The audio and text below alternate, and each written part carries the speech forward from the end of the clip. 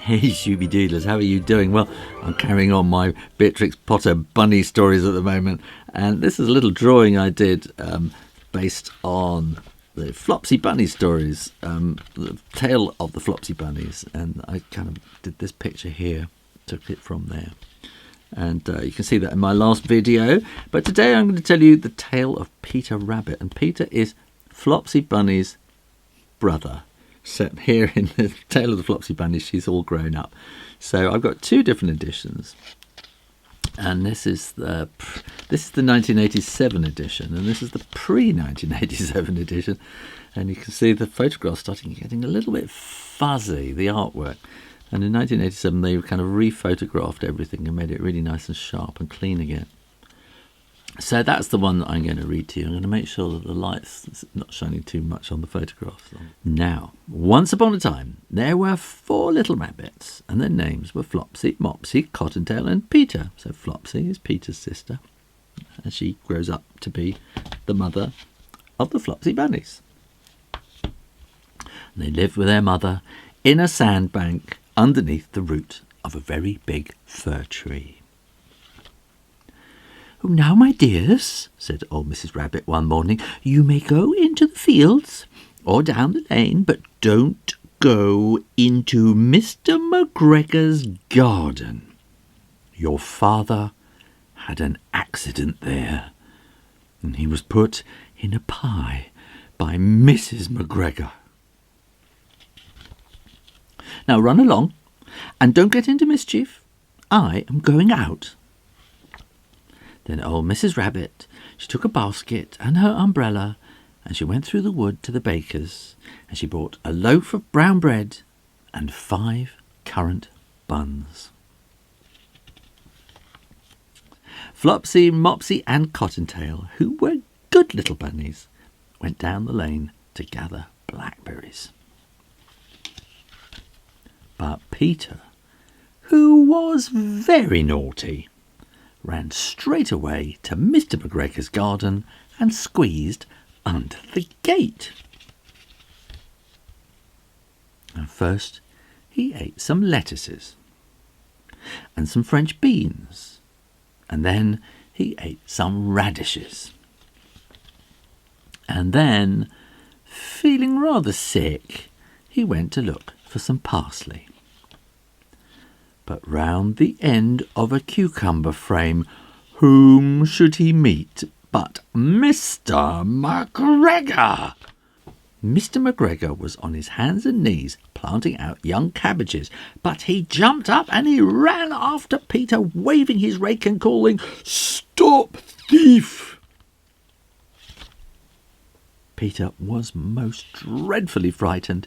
He rushed all over the garden, for he had forgotten the way back to the gate. He lost one of his shoes among the cabbages, and the other shoe amongst the potatoes. And after losing them, he ran on 4 legs, and he went faster, so that I think he might have got away altogether if he had not, unfortunately, run into a gooseberry net and got caught by the large buttons on his jacket. It was a blue jacket with brass buttons, quite new. Peter gave himself up for lost, and he shed big tears, but his sobs were overheard by some friendly sparrows, who flew to him in great excitement and implored him to exert himself. Mr. MacGregor came up with a sieve, which he intended to pop upon the top of Peter, but Peter wriggled out just in time, leaving his jacket behind him. And he rushed into the tool shed, and he jumped into a can, and it would have been a beautiful thing to hide in if it had not had so much water in it. Mr. MacGregor was quite sure that Peter was somewhere in the tool shed, perhaps hidden underneath a flower pot. He began to turn them over carefully, looking under each. Can you see his Peter's little ears sticking out? Presently, Peter sneezed. "Cut-you!" Mr. MacGregor was after him in no time, and he tried to put his foot upon Peter, who jumped out of a window, upsetting 3 plants. The window was too small for Mr MacGregor, and he was tired of running after Peter. He went back to his work. Peter sat down to rest. He was out of breath and trembling with fright, and he had not the least idea which way to go. Also, he was very damp with sitting in that can. After a time, he began to wander about, going lippity-lippity, not very fast, and looking all around. He found a door in a wall, but it was locked, and there was no room for a fat little rabbit to squeeze underneath. An old mouse was running in and out over the stone doorstep, carrying peas and beans to her family in the wood. Peter asked her the way to the gate, but she had such a large pea in her mouth that she could not answer. She only shook her head at him, and Peter began to cry. He tried to find his way straight across the garden, but he became more and more puzzled. And presently he came to a pond where Mr MacGregor filled his water cans. A white cat was staring at some goldfish. She sat very, very still. But now and then the tip of her tail twitched as if it were alive. Peter thought it best to go away without speaking to her. He had heard about cats from his cousin, little Benjamin Bunny. He went back towards the tool shed, but suddenly, quite close to him, he heard the noise of a hoe. Scratch, scratch, scratch, scratch. Peter scuttered underneath the bushes. But presently, as nothing happened, he came out and climbed upon a wheelbarrow and peeped over.